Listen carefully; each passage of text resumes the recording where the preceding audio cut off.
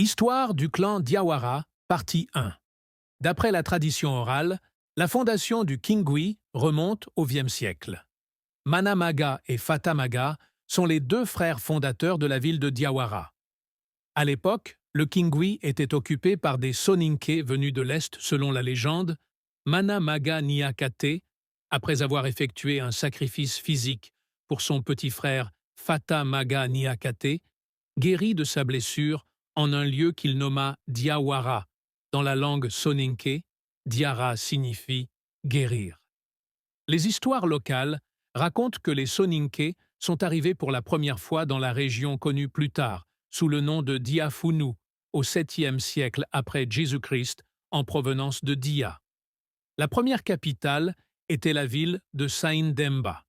Ils sont aussi nommés Aswanik, c'est-à-dire ceux d'Aswan, ville d'origine des Soninké en Égypte. Il s'agit du brassage ethnique opéré entre Soninké, Maraka, Saracoles et Maures lors de l'Empire du Ghana, et dont cette famille est l'illustration. La langue azer semble disparue depuis 1980, l'usage du hassania s'étant généralisé, d'après les sources arabes. Le traité géographique d'Al-Idrissi explique qu'en 1154, au moment de la composition de l'ouvrage, l'Empire du Ghana, qui succède au royaume du Ouagadou, redevint un État indépendant et puissant, gouverné par une dynastie convertie à l'islam et d'origine soninke. Il décrit le Diara, dirigé alors par une branche du clan Doucouré, ayant quitté le Ouagadou, fondé vers 400 avant Jésus-Christ, et disparu aux alentours de 500 après Jésus-Christ, à la suite de la légende liée au serpent Bida.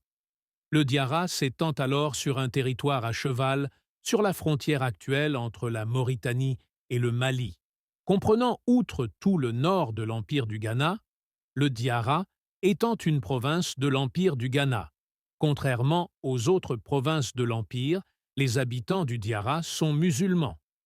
L'islamisation de cette province est liée à l'initiative de Moussa ibn Nossaïr, qui s'est dirigé vers le sud à la tête d'Arabes, de Banu Kinana et de 12 000 Berbères, afin de présenter la religion musulmane, les Berbères, les Touaregs et leurs voisins soudanais. Contrairement à l'idée communément répandue que les Almoravides ont détruit l'empire du Ghana, des sources montrent qu'il est dirigé par une dynastie musulmane. Cela prouve que l'islam existait déjà localement, avant l'arrivée des Almoravides. Signe d'une islamisation interne et non imposée, Bantigui Doucouré, le gouverneur de la province du Diara, approuve pleinement l'islam des 734. Grâce aux échanges commerciaux, échanges culturels et scientifiques, le brassage de population entre les Soninké et les Arabes crée les Azers tribus tenant à la fois des Soninké et des Arabo-berbères. On trouve les descendants de cette tribu dans le Rod Etchargui en Mauritanie. Émergence du royaume. Bien que déjà très détaché de l'Empire du Ghana, le Diara profite de la prise d'Aoudagost en 1045 par Banu Kinana, Walata et Koumbi Saleh en 1076 par le chef almoravide Abou Bakr ibn Omar, pour prendre son indépendance de façon totale. Le royaume du Diara est devenu un allié incontournable pour l'émir almoravide. Le roi du Diara est invité par le roi almoravide à Marrakech, nouvelle ville fondée par Youssef ben Tachfine. Il en profite pour aller faire son pèlerinage à la Mecque, assujettissement du royaume et série de conflits.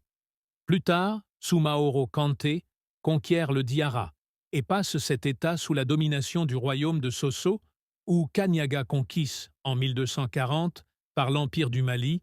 Ces derniers annexent les dépendances du Ghana pour rétablir une unité politique du Soudan occidental en fondant un empire dont les frontières s'étendaient beaucoup plus loin que celles du Ghana